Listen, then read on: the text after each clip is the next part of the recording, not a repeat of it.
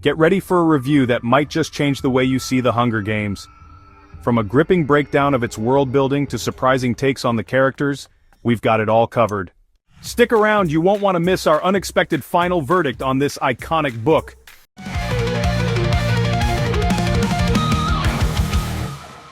Welcome to Buy the Book, where I've read thousands of books so you don't have to waste time on the duds. This channel is new with just 4 subscribers, so help us grow. Every like and subscribe ensures you avoid books that sound amazing but fall flat. Don't risk it. Hit that button and join the Smart Readers Club.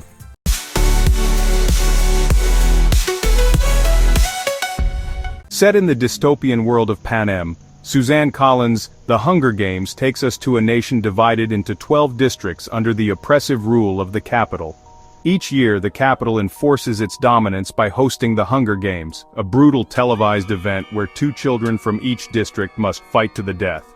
16-year-old Katniss Everdeen from impoverished District 12 steps into this nightmare by volunteering in place of her younger sister Prim.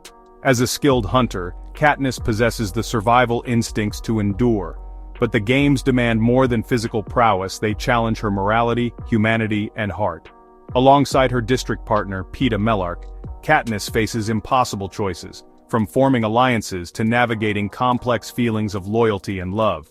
Packed with tension, rich character development, and a sharp critique of societal power dynamics, this novel is both gripping and thought-provoking. It's easy to see why this story has become a phenomenon.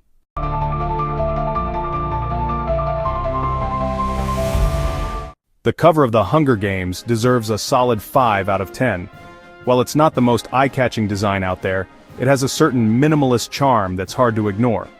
The golden Mockingjay pin, centered with its arrow, is undoubtedly the star of the show. It's simple but symbolic, perfectly encapsulating the themes of rebellion and survival. The bold white title stands out against the dark, somber background, giving the cover a clean and striking look. However, it doesn't quite grab attention from across the room. It's not the type of cover that screams for attention, but it's undeniably sleek.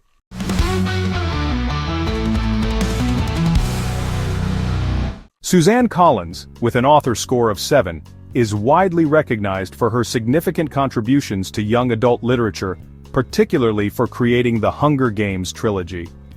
Her background in writing for children's television is evident in her ability to craft gripping narratives that balance intense action with emotional depth. Her work stands out for its sharp commentary on societal issues such as power class inequality and media influence, woven seamlessly into an accessible, thrilling story. While Collins excels at character development and world building, her broader portfolio remains less extensive, which reflects her respectable but not top-tier score of 7.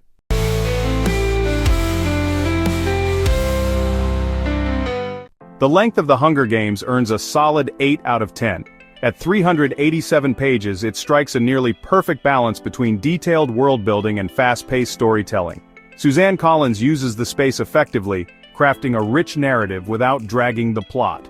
Each chapter feels purposeful, keeping the tension high and the reader engaged. That said, there were moments, particularly in the early chapters, where I felt the setup could have been slightly condensed. However, the intense middle and nail-biting ending make up for any slow build-up. Overall, the length feels well-suited to the story's complexity and emotional depth.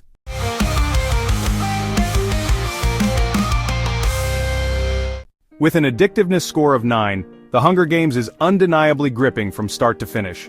Once you dive in, it's nearly impossible to put down. Every chapter leaves you craving the next. Suzanne Collins masterfully weaves action, suspense, and emotion, creating a relentless pace that keeps readers hooked. The stakes are so high you'll find yourself flying through pages just to know what happens to Katniss and Peeta. For many readers, this book is so engrossing that they jump straight into the sequel without a second thought. It's the kind of story that sticks with you long after you've finished reading.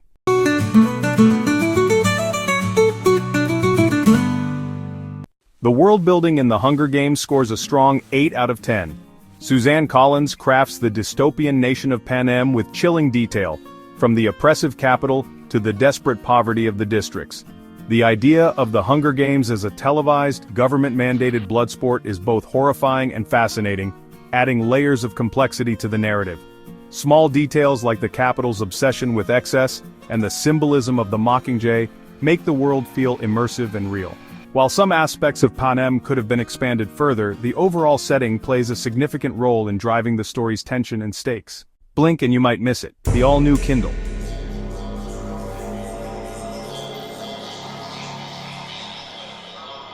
Lighter than a paperback, brighter than ever. Thousands of books, one incredibly light device. Your library, lighter than ever. Click on the link in the description below and get one.